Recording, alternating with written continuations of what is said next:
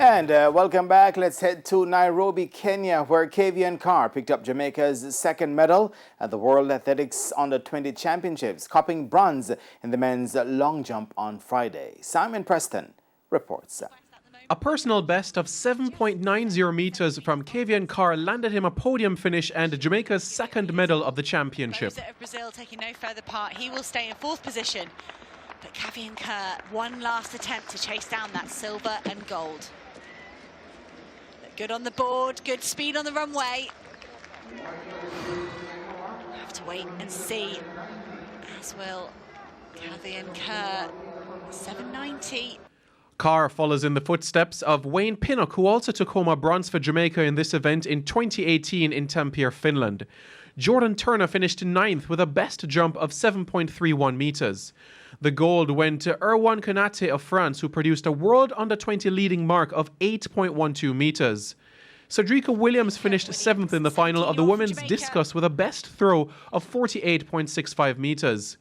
Violeta Ignatieva took the gold for the authorized neutral athletes team with 57.84 meters. In the women's triple jump final, Akeelia Smith finished ninth after cutting the sand at 12.91 meters. Maja Askag of Sweden took the gold with a jump of 13.75 meters. Over in the women's sprint hurdles, Akira Nugent and Onika Wilson looked impressive as they secured spots into Saturday's final. Wilson won the first semi-final in 13.39 before Nugent took semi-final 3 in 13.02. Vashon Vassiana also looked smooth in the sprint hurdles as he booked his place into the final of the men's 110-meter hurdles in a season's best of 13.35.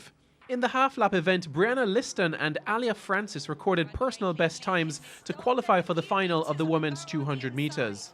Liston finished second in semi-final 1 in 23.18.